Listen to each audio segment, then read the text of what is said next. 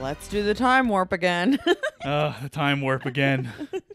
I'm Erin. I'm Tom. This is Baby's First Watch List, the podcast where we watch movies and decide whether we want to eventually watch them with our little one. Yeah. But we watched this with him. Yeah, we did. Which, is that appropriate? Well, I don't know. But he danced to the time warp. It was cute. Live your own life. Leave us alone. Today we're discussing another indie movie, an independent film, 1975's The Rocky Horror Picture Show. So on Wikipedia, it's considered a musical comedy horror film. I feel like that fits. I would add fantasy to that, to be honest. Yeah. I would like it almost doesn't have enough genres. And then there's like sci-fi in there. There's like all kinds of stuff. So based on the 1973 stage musical, The Rocky Horror Show, the film was directed by Jim Sharman, who is an Australian director. He's ultra soft. Like Sharman. He's also known for doing a lot of theater. And then Sharman wrote the screenplay for Rocky Horror with Richard O'Brien. So O'Brien created the original stage show. He did the whole thing. He also played Riff Raff in the movie. He's a really good voice. He sings the time warp. This is not one of my trivia ones, but he originally wanted to play Eddie. Okay. And then the director of the play or musical was like, "You're more of a Riff Raff. Yeah. Be Riff Raff." Yeah. And he was great. And he actually is also the voice of the dad in Phineas and Ferb. I didn't really watch Phineas and Ferb, but that's so my dad's gonna be like, yeah, starstruck. So Rocky Horror Picture Show stars Tim Curry. Yes. Who I don't know what he's best known for. Probably being Pennywise and or this. And he was also Nigel Thornberry. Yes, and he was more. I'll get to that. Okay. Susan Sarandon, probably best known for Thelma and Louise. Yeah, probably Thelma and Louise. That would be my guess. What did she win she won an Oscar, right? Oh, what did she win an Oscar for? Go ahead. I don't know. Was she in Bull Durham? Possibly. That's like one of those 12 movies that's like exactly the same. Like Barry Bostwick, who was in Spin City and is known as like a little bit of a theater legend. Richard O'Brien. Meatloaf from that one song that randomly plays at some people's weddings that people are obsessed with. No, it's Meatloaf from Bad Out of Hell, and the album. I would do anything for love. But I won't do that. Yeah. He won a Grammy for that. He should. Yeah. No, what's the song Paradise by the Dashboard Light? Yes. Okay, if you go to some weddings of a certain weddings that we would go to. Okay, let me tell you something. They're at it again, people. Apparently, there's like a lot of people know this line dance to Paradise by the Dashboard Light, which I was sitting there dumbfounded. Like, my favorite thing about what? Paradise by the Dashboard Light is like the 4-minute like baseball. Yeah, it's funny when you get what it means in the song, but like baseball. It's Phil Rizzuto, the old Yankees commentator. Yeah, and everyone's doing like this line dance. Yeah, I'm like, what is happening? Yeah. All right. Anyway, so it's a very Meatloaf. funny song. Meatloaf is also in Fight Club. He is. Yeah. Meets a similar fate. R.I.P. to Meatloaf in every which way. Yes. Patricia Quinn was in it, and she was the original Magenta in the stage show. Can I interrupt you? Yeah. Susan Sarandon was nominated for 5 Oscars. Oh my. She was nominated for Atlantic City in 1980. Oh, yeah. They were all Best Lead Actress. Atlantic City, 1981, nominated. Thelma and Louise, 1991, nominated. Lorenzo's Oil, 1992, nominated. The Client, 1994, nominated. And Dead Man Walking, 1995, which she finally won. All right, there you go. Little Nell is in this movie. So Little Nell has an interesting backstory. So she plays Columbia in the movie. And she was an actress and all kinds of... She might still be alive. And she was the proprietor and namesake of a nightclub called Nell's that was around for a few decades, quite a while. She is alive. Okay. She's 70. There you go. That's actually not that old. No. So this nightclub had a lot of claims to fame, but I'm going to list 3 for you. It has its own Wikipedia page. Yes. Number 1, it was the last nightclub that Andy Warhol visited before he died. Okay. Number 2. When did Andy Warhol die? He's one of those people that like I feel like he was around for 100 years. The 80s or the 90s. Okay. Number 2, it was the setting up for the music video of Big Papa. And I'm glad they didn't shoot up the place, as they say in the chorus of Big Papa. You ready? Number 3. It was a frequent haunt of fictional character Patrick Bateman in American Psycho. I'm like, what is this place? This place sounds like either heaven on earth or hell on earth. So it eventually closed in like 2004. And Mark Wahlberg was like, I'll buy it. And then that just didn't They were like, happen. please. No, They Mark were like, Wahlberg. You really feel the vibrations, Mark Wahlberg. You don't yes. need to do it. Yes. So yeah. And of course others are in the movie as well. But like Nell's, man. Nell's is awesome. You gotta love Nell's. Yeah. 20 years almost closed. There's a lot of other like little tidbits about Nell's too, which is really fun. Which are inappropriate for this podcast, I assume. A couple, but not really. But like, yeah. So inspired by horror and sci-fi B movies, Rocky Horror was filmed in England, including a little bit at Elstree Studios. Do you remember what was filmed almost entirely at Elstree Studios from a couple weeks ago? The Shining. Oh. Which kind of makes sense to me. Yeah, it's a structure where weird stuff happens in. Exactly. Most of the actors were from the original production, but the studio insisted on American actors for the roles of Brad and Janet, and that's where Susan Sarandon and Barry Bostwick You want to turn off came in. Yeah. Yeah. So Pierre LaRoche, he was the makeup artist on the film. He was known for being the makeup artist of David Bowie and Mick Jagger. And then Sue Blaine, who was the costumer for the film. She was inspired by punk rock fashion. Tupac. No, punk rock. Punk rock fashion, which was just kind of burgeoning and getting its start. The film was a failure when it was first released, like a pretty big one. Well, because stinker. they released it in like matinees and like regular showings. And everyone was like, what it was like this? Kind of before, not really before, but it was around the time that those midnight movies were taking off. Right. Also, every critic hated it. Yeah. Ebert didn't. He was lukewarm on it. Yeah, lukewarm, which, okay, Ebert. Well, it's funny because part of it was inspired by Beyond the Valley of the Dolls, which was the script that Roger Ebert co-wrote. Yeah. Yeah. So, yeah, it didn't do well critically. It didn't do well commercially. It just bombed. But then midnight shows started happening. Meatloaf said that he went to like the opening night or whatever, and it was like just him and his friend. Oh, my God. That's so sad. Yeah. So eventually, because these midnight shows started taking off, eventually the film developed a rabid cult following.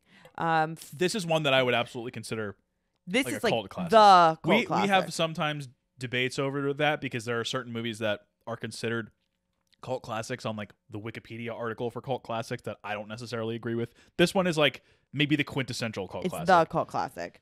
5 months into the film's release is allegedly, rumor has it, when the shouting back at the film started.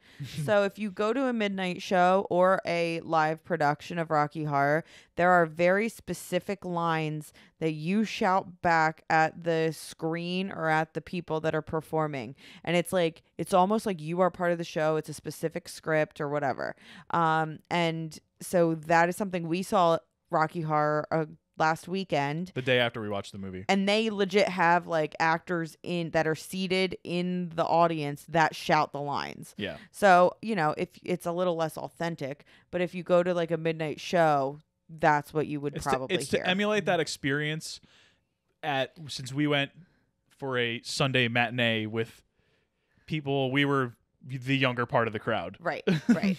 And somehow we still had a guy get mad and walk out. Yes. Yes, we did. We'll talk more about that show a little bit later. Yeah. So yeah, it ended up becoming a major commercial success. It made $226 million on a $1.4 million budget. It is currently listed as the longest running theatrical release in film history because it is still technically on it's film. Like, it's still going. I have one where it's part of my trivia. That's awesome.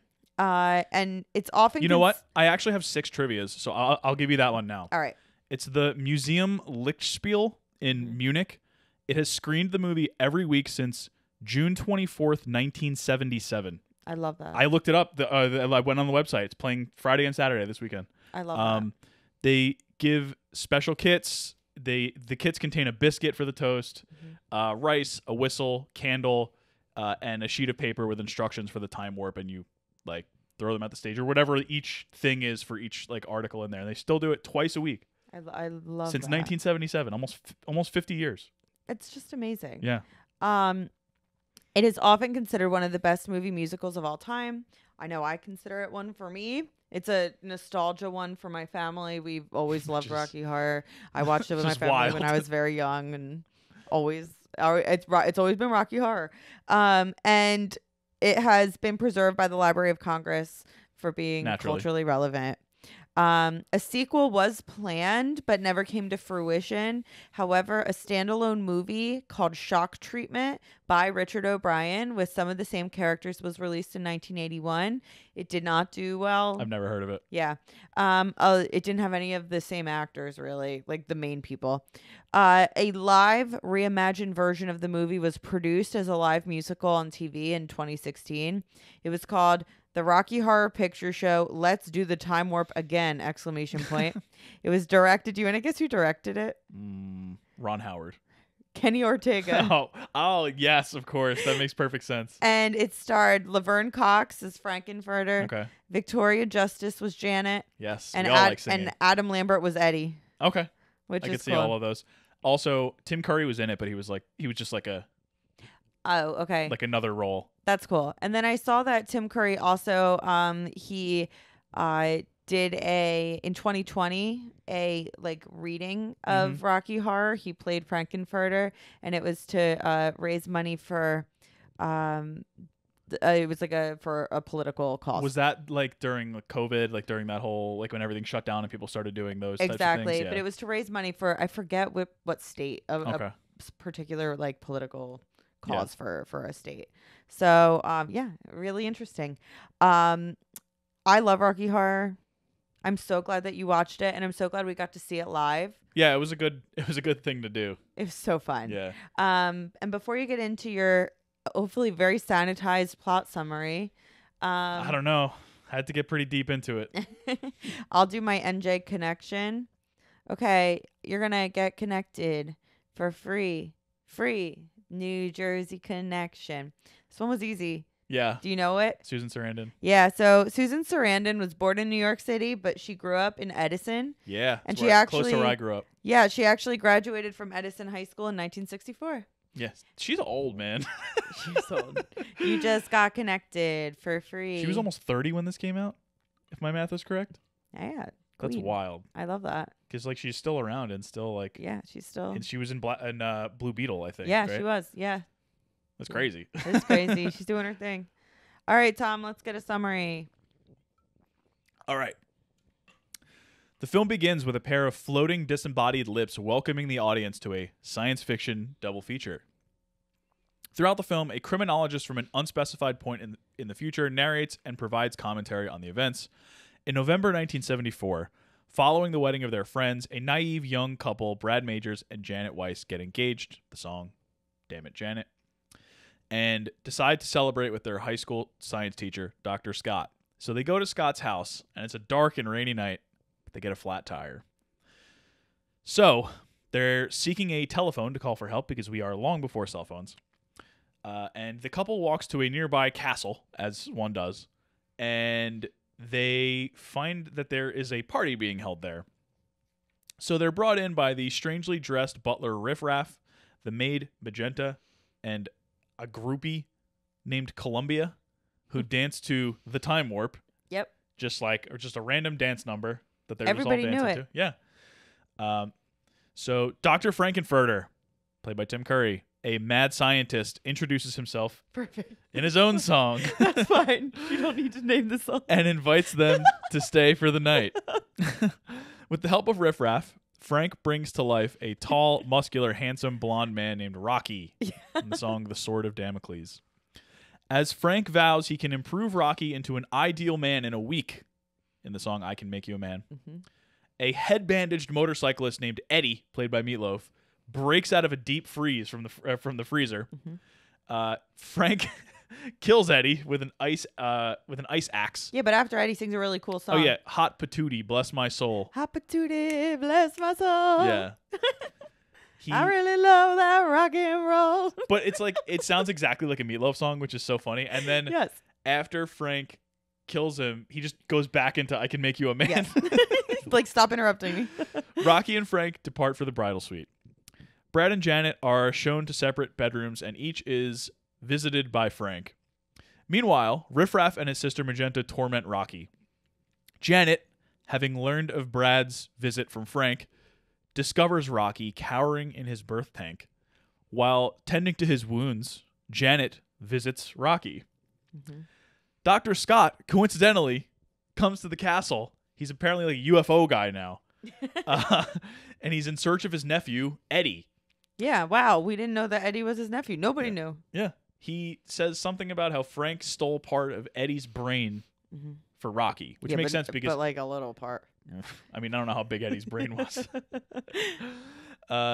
Everybody discovers Janet and Rocky together, which enrages Frank. At this point, Magenta summons everyone to an uncomfortable dinner, which they soon realize has been prepared from Eddie. Mm-hmm.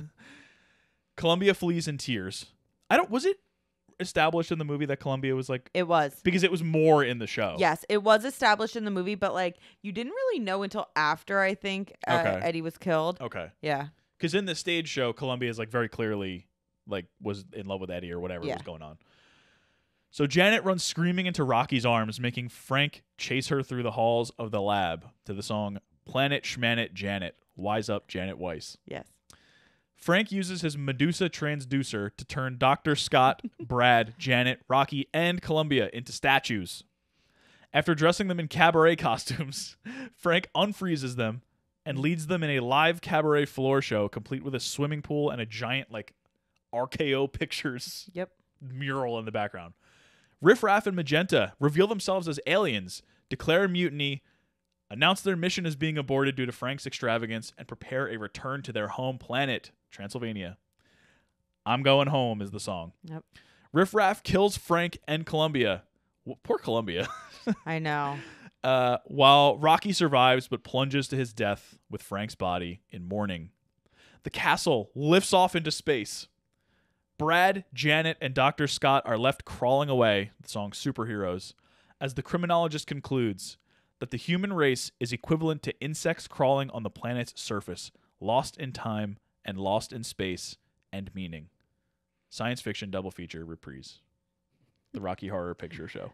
Yeah, nice, fun, little, cute movie. I didn't realize how much plot there was. It's a lot of plot. But like no plot at the same time. No, there's so many songs. It's just vibes. Yeah. But there's actually like a real plot to it. Yeah. Just saying that plot summary, it's just like it was destined to be a cult feature, you know, like before those types of movies were kind of a thing. Yeah. Like on a large scale. Right. Well, it was like in the middle part because you had it was inspired by B movies. Yeah, right. But then you didn't have like the obvious weird movies yet. Like it kind of fit right in that middle spot. It's very 70s. Very 70s. And the performances are just so good. And I love the songs too. All right. Let's start with that. My first question, what's your favorite song in this movie? I mean, it's kind of cheating to say the Time Warp because it's so good though. And also our baby was literally going nuts. Yeah, he loved the Time Warp. I don't know. What's yours? Well, Besides the Time Warp. I do like the Time Warp. I anything that Frank sings. Frank's intro song is good. It's great. I do like Eddie's song. Eddie's song, actually, yeah, Eddie. That's probably my top three. I don't think those are very controversial for a top three, but right. But I think those are probably my top three. I do prefer the songs in the first half to the second half. The second half kind of it drags. The second half is kind of like what the. Yeah, but not in a fun way. Like I actually think that the random twists that it takes are fun. Yeah. But like you said, the songs aren't necessarily as good. Like they're a little bit slower. They're a little bit more almost traditional music-y as opposed to like almost or like a rock opera like part of the first half was. Yeah. You know? So I mean, I would have kept the energy up all the way through, but you know, I wouldn't have made this because I'm not intelligent or creative enough to make this. Totally. So I know you're kind of mixed on movie musicals, although honestly, like the more we watch, the more musicals I feel like you're like, yeah, I like that. Well, the thing is I'm watching the really good ones. True. You're watching the classics. But also like, I don't know, West Side Story, I'm like, bleh. Like some of them I'm just like, meh. How does this one rank among movie musicals for you? The first half is probably in the top tier, but I think that the second half kind of drags it down to not one of the best. What's your favorite ones? Oh man, you didn't ask me this beforehand. I want you to just think off the top of your head. Because usually when I do that, I go blank. I can't Well, think of any movie I've ever seen. I know in my life. you liked Les Mis. I did like Les Mis. I haven't listened to Les Mis enough to have it like as my favorite. You also liked Chicago, I feel like. I did like Chicago. I think about Chicago. I would put Chicago in my top. Chicago's secretly really good. You know, like people say, I think that there's probably a revisiting around it, but like people said that it was like one of the worst best picture winners. Really? And I completely disagree. I think Chicago is an excellent movie. Yeah, I don't know about worst best picture winner. That doesn't sound right to me. What about La La Land? La La Land is one of those that hit me at the right time.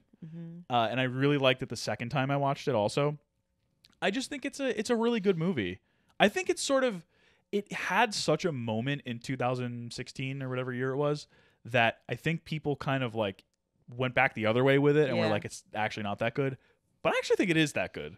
It is good. You know? Yeah. It's very earnest. Yeah, exactly. Like, Damien Chazelle, I feel like he's had 3 movies. Yeah. First Man and Babylon. And no, he definitely had another one. Did he have a fourth one?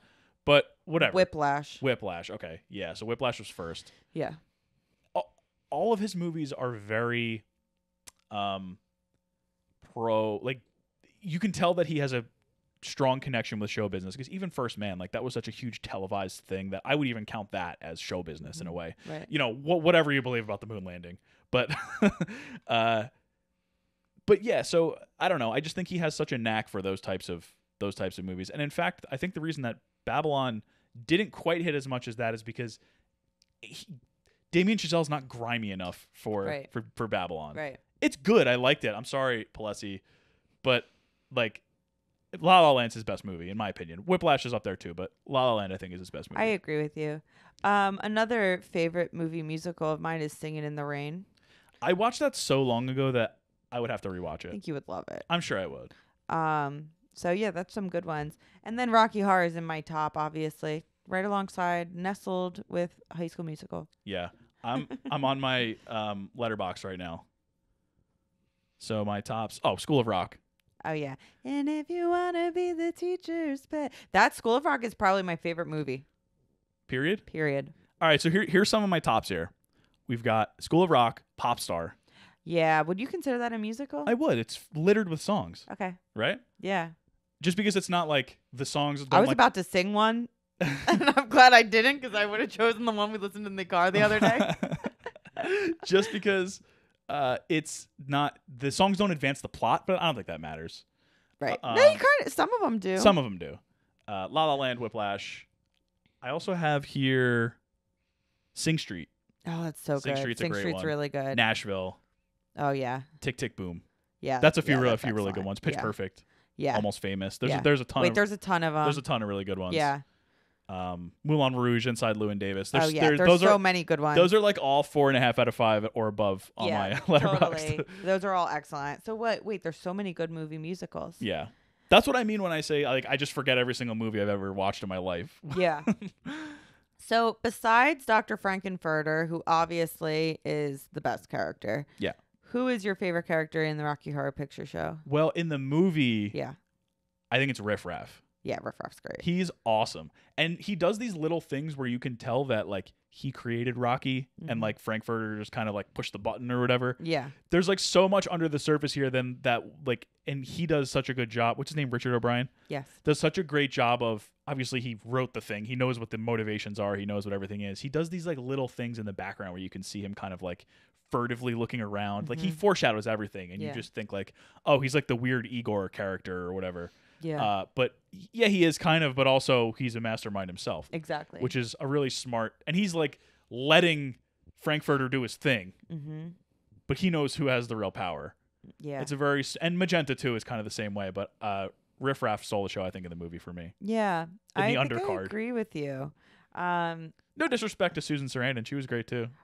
Well, it's interesting because I actually think that in the show show, she was the Janet in the show was my great. favorite. Yeah, But Magenta might have been my favorite in the show. I mean, she had such a good voice. Apparently, she was top 10 in American Idol. Really? Yeah. Wow. Yeah, which is pretty cool. What was better about the movie and what was better about the show? Okay, so we should probably explain the show a little bit. Yeah. So we went last Sunday, and it was at a local, like, regional theater. But it's known as a really good regional theater place. It's Okay. Bucks County Playhouse. Yeah. And they get really high quality people, like a lot of people that have been on Broadway, and they do shows that are, I wouldn't call it like necessarily Broadway caliber, because this, you know, the staging and stuff, they don't have the resources. Right. But as far as the quality of the performances and stuff, like, it's right up there. It's really, really solid. Yeah. So our Dr. Frank-N-Furter was Frankie Grande, Yes. which was an interesting casting choice. Yeah. I thought he generally worked. I was actually very pleasantly surprised, personally. I just don't think he has like the menace that Tim Curry has. Mhm. Yeah. He doesn't capture the full character, Yes. but he captures like the campy part of the character. Exactly. I feel like with Tim Curry, there's this undertone of danger. Maliciousness. Yes. Yeah. That I don't think that in the show was captured as much. Which isn't necessarily the point of the show either. Right. And it's also not necessarily a knock on a different it might be a different interpretation of the character. I'm just saying what I prefer. Right. I prefer this sort of extra layer. Right. Where nobody was afraid of Frankie Grande's version. No, you know? probably not. No. Which is okay, that's fine. Again, this is like a nostalgic thing for people to go see. Right. So it's not like we're trying to put the fear of God in people Right. when they go see the Rocky Horror show. stage show at Bucks County Playhouse at 3:00 on a Sunday afternoon. Totally. Although it did scare one person enough. One person did walk out. He was not happy. An older man was not happy. It's raunchy. It's raunchy. He said he was a fan Of Rocky Horror, but couldn't do this. Just couldn't take it. He walked out. Literally announced to the crowd that he was walking out. And then walked in front of towards the stage. And I was like, uh-oh. And went to the side. We're in danger. Exit. Yeah.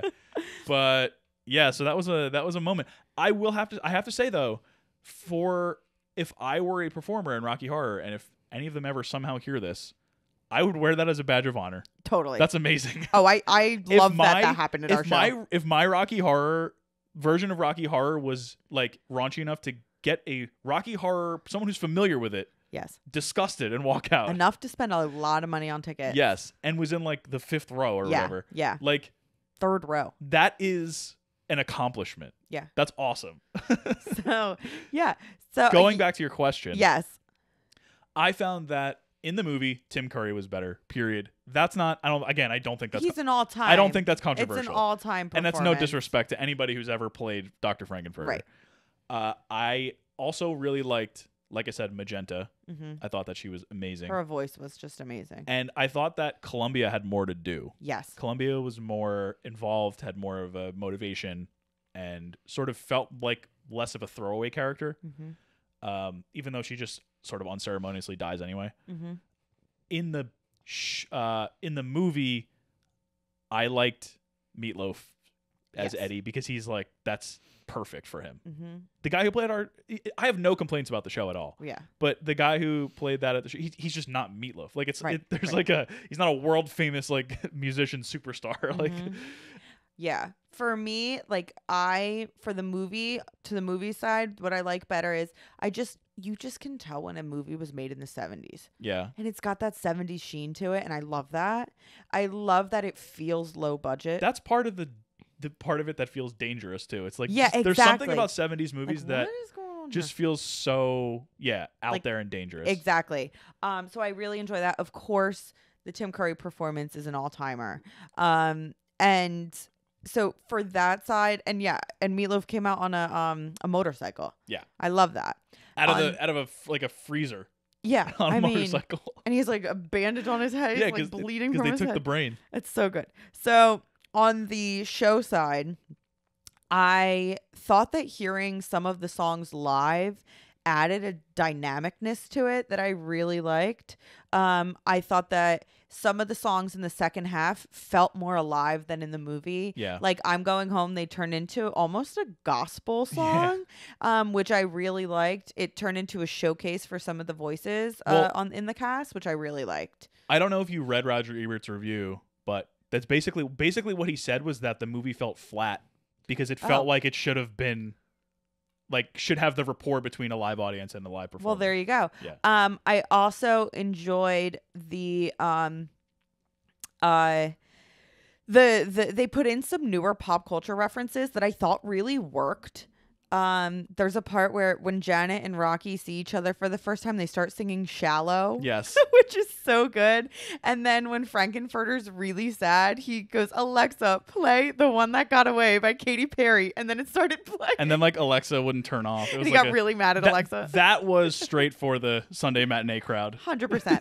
So I really liked that aspect of it, that they updated it in very subtle and cool ways that were respectful to the original production. I don't want to say it sort of denigrates it to say throwaway ways, but in ways that didn't really affect the plot or anything like that. And it was just really the shallow part made me crack up. Well, and part of the original intent of the play and movie was that nobody knew when it took place. Right. So there is something in the movie where he's listening to Richard Nixon's resignation speech in the car. Yeah. So they were like, well, now we know when it is. Right. But I think Richard O'Brien was like, no, he taped that and he listens to it all the time. Yeah, it could be any time. Yeah, so them inserting new references into the play, it totally fits the intention of the play. Exactly. Right. And it's all absurd anyway, so it doesn't matter. Well, that's the whole point of the timelessness of it. Right. Yeah. I appreciate the additions of how it's done at midnight shows where people were adding things in. I just think it's a lot. Like the guys from the audience yelling back at the audience. Yeah. It was I would like half of the amount of ad libs in. Yeah. That weren't really ad libs. But overall I thought it was an excellent show. I loved it. You know who I loved? The guy who played the criminologist in Dr. Scott. Oh, he was so good. He was awesome. He was so good. He reminded me of Sam Neill in Jurassic Park. Totally. And it's always fun to see an older person who I know I'm looked sure he grew older up than with... but he also looked older than he really was, because when he did the thing at the end, you could tell he was a lot younger than he was on as the characters. It's always fun to see older people do silly stuff. Yeah. And that was fun. Would you want to see a midnight movie show of Rocky Horror? Of course. Go to the movies and then you do. Oh, that was another thing. At the show that we went to, they gave us a bag of props that we could throw at the people. A card, some rice. Yeah. Some of the stuff that they that snapping the gloves at the right time. And they did a really nice job of showing you when you had to do it. Yeah. And I loved that. And you can, so at a midnight show, they don't always give you the props. Sometimes you have to bring them yourself. Yeah. And there's a lot more the throwing toast and stuff like that. Oh, the newspaper. I read that a lot of the theaters would get mad because people would butter the toast beforehand and it would just make everything so gross. That's so good. So you would definitely go? Absolutely. That's a thing that I love movies and movie culture. Yeah, me too. So of course I would do that. Yeah. Even if I wasn't necessarily going to take part in every single little inside joke, cause I don't know, I just watched it for the first time, but I would absolutely want to at least see it. Yeah. Well, do you remember in Perks of a Wallflower, that's part of the plot is they go to Rocky Horror. Right. And then eventually Charlie gets the courage to be in it. Right. Remember that? Yeah. Now I do. I didn't remember that. Yeah, that's fun. And what's also cool is on the Wikipedia page, they say that Rocky Horror definitely inspired that midnight movie culture that ended up becoming popular with another cult classic. The Room? The Room, 2003. Yeah. Right? 2003's The Room. 20th anniversary, baby. One of our favorite movies. I love The Room. I find every passing time that I view it. We haven't watched it in a while. We haven't watched it in a long time. It becomes better and better. I am almost convinced it's a great movie now. We're just about there. Yeah, we're almost there. It's a couple more viewings. Maybe one more, yeah. It's going to be. But I remember we went to a kind of a midnight show of The Room where we got to meet Tommy Wiseau. The brain behind the masterpiece. And he did a little Q&A. And he wore 3 belts. At least 3 belts. Handful of belts. Several belts. Several belts. And it was the same thing. There was a lot of yelling at the screen and a lot of fun people things. throwing spoons. Yeah. Well, no, there was one. No. Okay. The most annoying girl in the whole wide world sat behind us. And she would She would like yell things way too loud. She would like have to let everybody know that she was in on the joke. Exactly. Like at one point she'd be like, pretend I'm throwing a spoon at the screen. Like no one cares what you're doing. No one cares. Stop. So that was a little bit annoying, but it was fun. And we went with your friend Jeff. Yes. And it was in the city or in Philly? It was in New York City. In New York City. And it was very cold. It was very cold. It was like January. Yeah, it was super cold. Yeah. But that was a blast. My last question is, do you wish that there was a particular movie that you like that would have that? And I mean, the one that comes to mind for me is obviously Popstar. Yeah. I want to start this. Yes. Okay. We got to start showing it at midnight. Hear me say this right now. When we have money, I want to do a yearly rent in a movie theater of Popstar Never Stop, Never Stopping. I want to make prop bags. And I want, and even if it's not at a movie theater, I want to do it like somewhere. Everyone gets a little turtle. Exactly. And we start midnight shows. Everyone gets a tunic. Exactly. And everyone will start the midnight movie of Popstar Never Stop, Never Stopping. Because I think it could be a hit, and I think it's going to be a hit for us. But we don't have enough money to do it yet. No, not even close. But we have already became like major, like show all our friends the movie. Is this where we announce our Patreon? No. Kickstarter? No. But I do want to start that. That's my idea. Okay. Yeah, I'm all for it.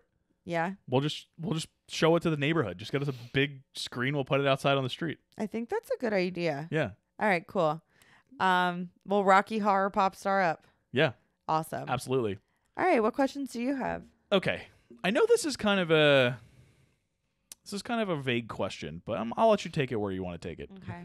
Is there Tim Curry of today? So like he's been on all this crazy stuff, which again I will get to, but is there anybody that you think has like that sort of like crazy character?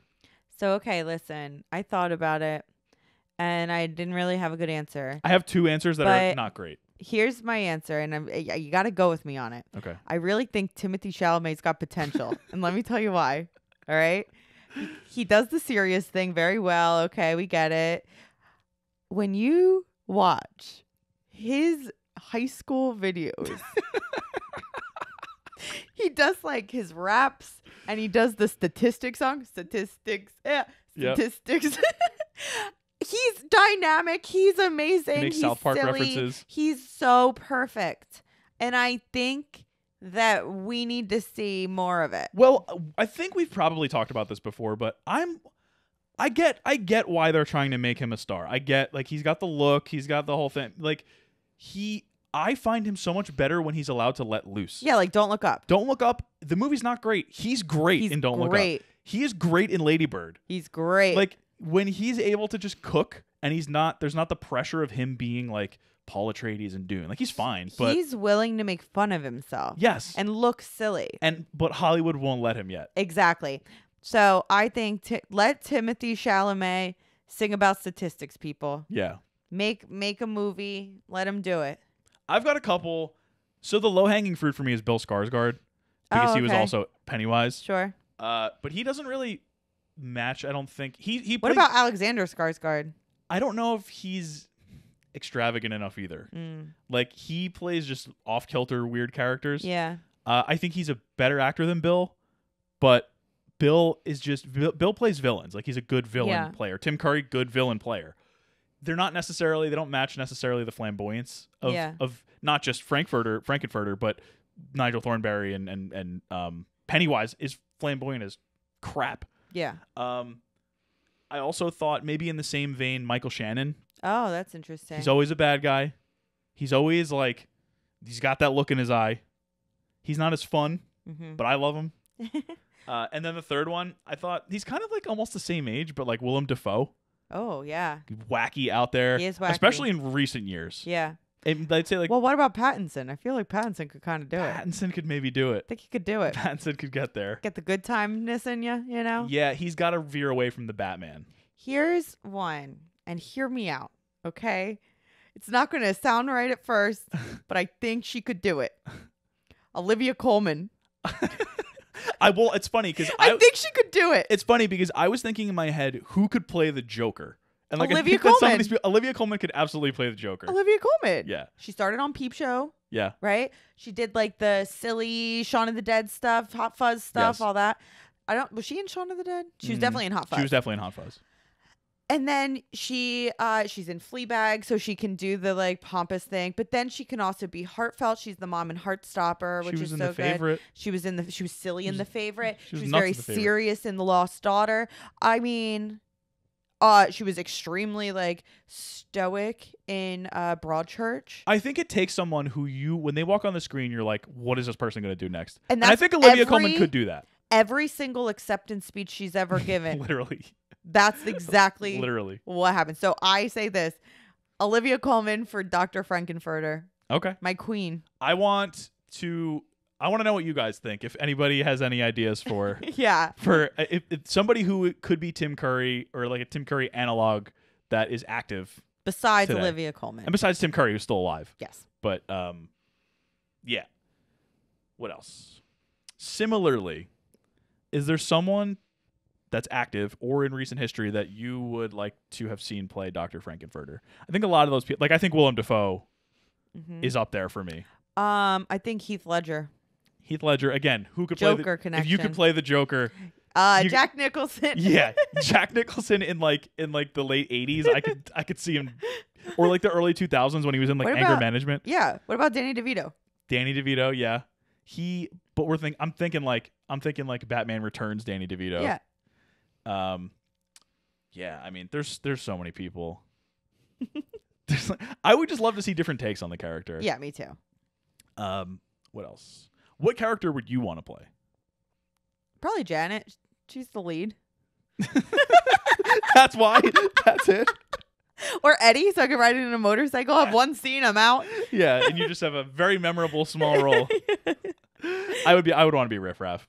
Oh, he's so good. I like being the guy that pulls the strings. All right. Yeah, but I would play anybody. I would love that. And I love that movie. And I think that Riff Raff has enough meat to the character and enough like he does enough where I would be like, this is a fulfilling role, and he's like low key, like the real bad guy. Yeah. Which yeah, is cool. and he's an alien. Yeah. So cool. I love that they're just aliens. Yeah, it's just aliens. It's science fiction. Right. Yeah. Exactly. Yeah. And the castle's a spaceship. It's See, brilliant. you get it. Yeah. Science fiction double feature. I don't really get the double feature, but whatever. We'll roll with it. Okay, that's all my questions. I had no notes. I watched the movie. Just no notes. You're just living. That's it. Well, how about we watched with our two friends. Okay, and I asked at the end. I asked Nick Wance, "Did you like it?" And he said, "I felt nothing. I felt nothing. I didn't like it. I didn't dislike it. It just was. I just watched it, and it was a movie." That is, I would say, a brand new opinion about this movie. Yeah, exactly. That may be the first time that's ever been said. Okay. We will do trivia. So I mentioned the theater in Munich. Top 5 trivia. I had 6, so that was 1. Good. So now we're at 5. Perfect. In an interview with Terry Gross on her radio program Fresh Air, Tim Curry said that he got to meet King Charles III and Princess Diana because she loved him in this movie. I knew I loved her. She requested the meeting while he was in a production of Love for Love that they attended. Curry recalled that he was placed at the end of the receiving line, and while Prince Charles only vaguely recognized Curry from seeing him, quote, on television, Princess Diana told Curry with a, quote, wicked smile that Rocky Horror had quite completed my education. I love Diana. She is the people's princess. Always will be. Also on that interview, Curry said he once tried to call a New York theater that was holding audience participation screenings of Rocky Horror, only to be told by the ticket agent, "You're the third Tim Curry to call this week." When he simply went in person to get a ticket, he was thrown out for being an imposter. What? He produced his passport, and the usher apologized, but he ultimately told her, "I wouldn't dream of going back in." Oh my God. They were like, "This happens all the time. Get out." That's so funny. Writer and director Jim Sharman famously turned down an offer from 20th Century Fox for a larger budget and a longer shooting schedule because it's like famously it took 5 weeks to shoot only. They had no money, no time. Everyone hated it, but like didn't hate the experience, but hated the way that the conditions were. Right. if he would agree to cast more famous rock stars of the time, which were including Mick Jagger, David Bowie, Lou Reed, and Cher. Mm-hmm. All of which would have been wild in this movie. Yeah. But he felt the people who were really responsible for developing it into what it ultimately became were the ones involved in the stage production. So he was like, I'm doing the stage people. I love that. We'll figure out we'll fill in the gaps. Mm-hmm. This movie, I found this one, actually I'll do the other one first. In the opening wedding scene, the minister is Frank-N-Furter, the old man to his left is Riff Raff, and the wife to his right is Magenta. I didn't pick up on that. The spinster who joins them inside the church is Columbia. They are parodying the famous American Gothic painting, which is in the castle later on. I did see it in the castle, yeah. And some of the wedding guests are the Transylvanians. Wow. Yeah. And finally, this is really, really, really cool. The movie was originally intended to be shown in black and white until Frank-N-Furter's entrance, and then only his lips would be in color, and the rest would still be in black and white. At the end of his song, it would immediately go to color and was supposed to stay in color up until the superhero song, and then go back to black and white. That's very Wizard of Oz. Yeah, exactly. 20th Century Fox included a similar cut as an Easter egg on the 25th anniversary DVD, but it was slightly different. So it was black and white until Riff Raff opens the door, and then when they go in, it's all in color. Many fans considered it to be lazy, pointing out that the original intended effect could have easily been done with colorization. Mm-hmm. In 2014, in an interview, Susan Sarandon talked about the fact that it was originally supposed to start in black and white and switch to color, but it didn't happen because the production didn't have the money to process the film in that way. Yeah. But yes, it was a reference to Wizard of Oz. So cool. Yes. Casting, the only things I saw were that Steve Martin was considered for Brad. Would have fit perfectly. And apparently Elvis had some interest in being Dr. Frank-N-Furter. That would have been a different take for sure. Yeah. And it was 70s Elvis, so it was like not quite his heyday. Yeah. A little bit after the heyday. That's interesting. All right. Roger Ebert review. He gave it 2.5 stars out of 4. He did give it a thumb up, though. All right, I'll take it. He said, "The Rocky Horror Picture Show would be more fun, I suspect, if it weren't a picture show. It belongs on a stage with the performers and audience joining in a collective send-up. It's been running for something like 3 years in a former movie theater on King's Road in London, and it's found the right home here at the Three Penny on Lincoln. Trouble is, it should have opened there as a play. That's a rather unfair way to approach it as a movie, but then Rocky Horror remains very much a filmed play. The choreography, the compositions, and even the attitudes of the cast imply a stage ambiance, and it invites the kind of laughter and audience participation that makes sense only if the performers are there on the stage creating mutual karma." He ends by saying, "Curry's the best thing in the movie, maybe because he seems to be having the most fun. He's also a capable actor, which is more than you can say for the assorted Transylvanian extras who are dragged on screen for the various production numbers and look like they were invited to the wrong party. No matter, until the climactic scene in which everyone's hurtled into outer space, Dr. Furter's been the perfect hostess." Cute. In the middle, he went through how ridiculous it was, but he was like, I'm sure he loved the stage show if he ever saw it, you know? Yeah. What else do we got? I have my deep dive, which is, the taglines. So there were a lot of them because there's been so many re-releases. Right. I picked 3. Okay. I picked the original one, which was, "He's the hero. That's right, the hero." Oh God. And then because it was 1975. Right. Jaws, right? I saw this one. Well, there was 2. There was a different set of Jaws and a different kind of Rocky. Cute. And then finally, the 15th anniversary VHS. I just thought this was funny. "Let there be light, let there be laughter, let there be legs, let there be lust, let there be lips." There you go. That actually, I think, fits very well. That's the movie. That's the movie. If there was an L word for aliens, that was yes, exactly. Little extraterrestrials. Yes. And then finally, I have my deep dive, which is it's from a site called Movie Fail. Okay. And it's just a blog. It's not super active. It's pretty small. But I found this person wrote about a retrospective of Tim Curry in 2014, so it was a while back. Just how they sort of went on to watch everything that he was in.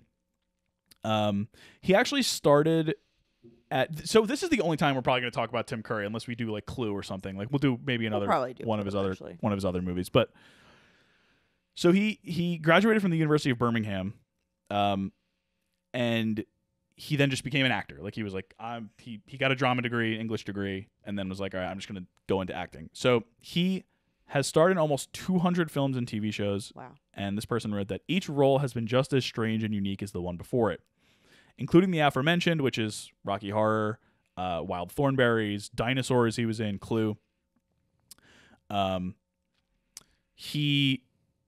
His most notable works include It, Muppet Treasure Island, and Charlie's Angels.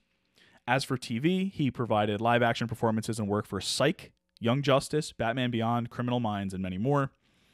This is a good one. They compared him to Nicolas Cage. Yeah.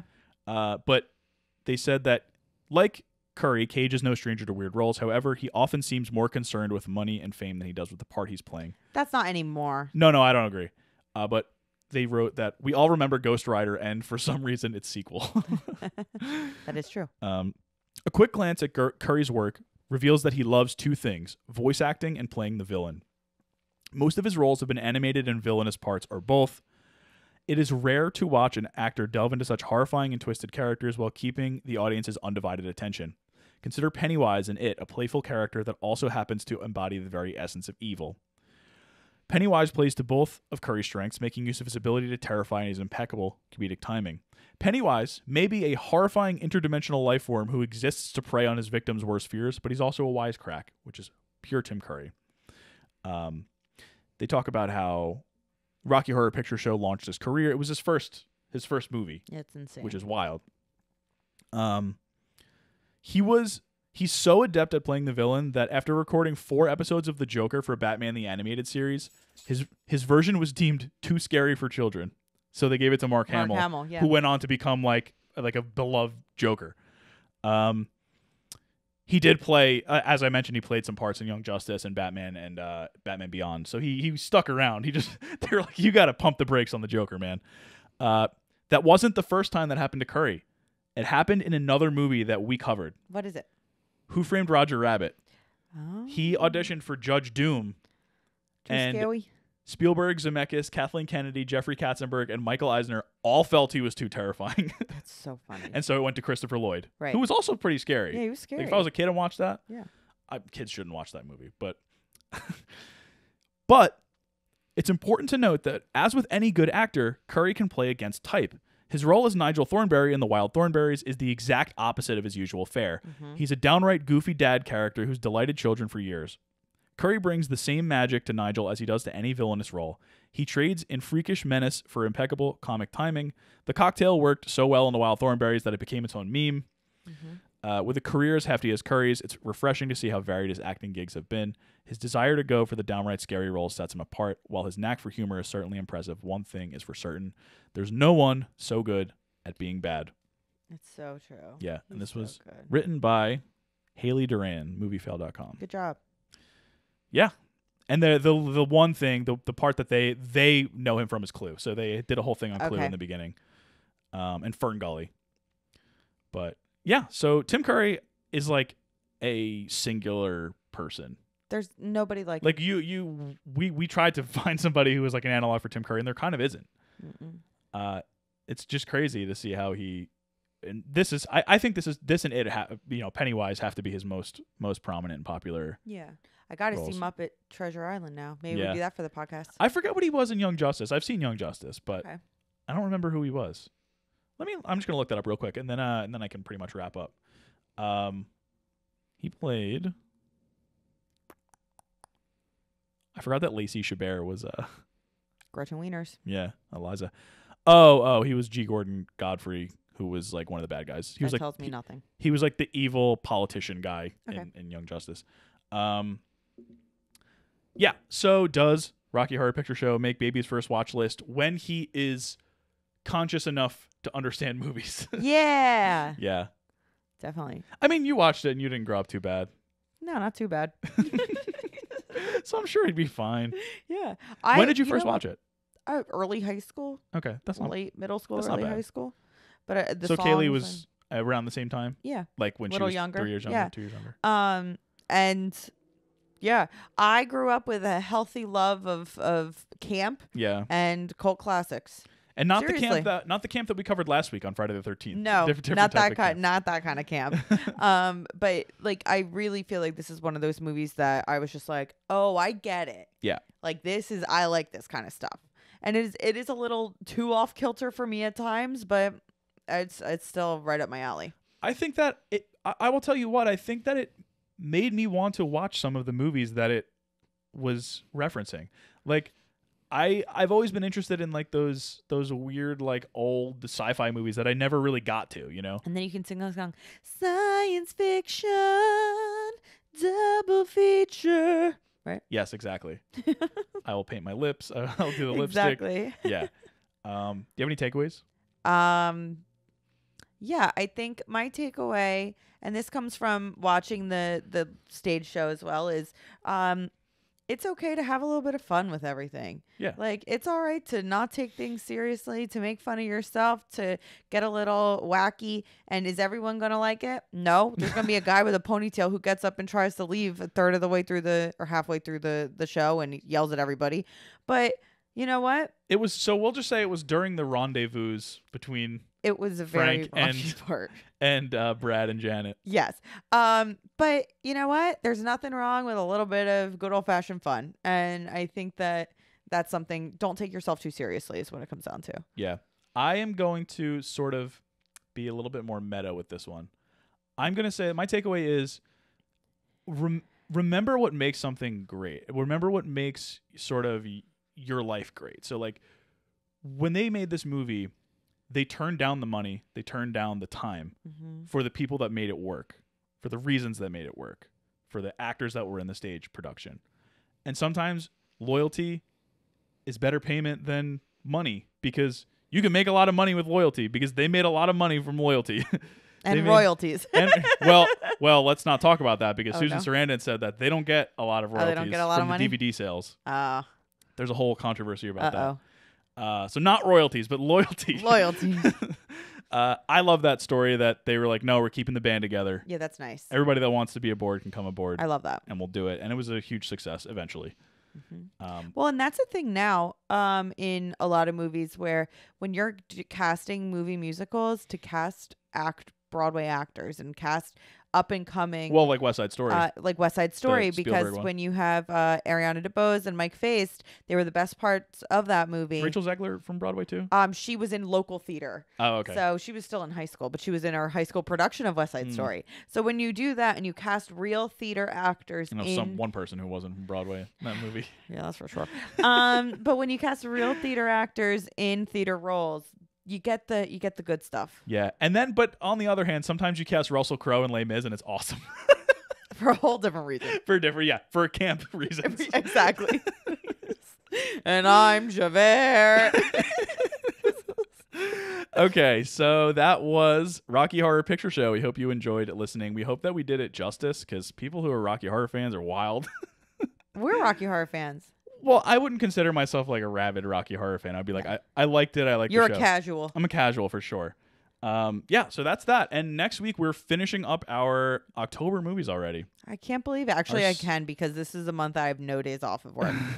Our second, like, Halloween-y type of year, type of month. Yeah. And this is honestly my favorite month each year that we've done the podcast. Yeah. So don't stay tuned for the other 11, I guess.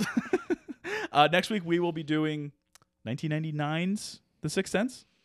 Spooky. It's funny because when I was picking it, if you recall a few episodes back, if you were listening, I said something like, oh, we aren't really going to do a ghost movie this month, so we should do Sixth Sense. First of all, spoilers.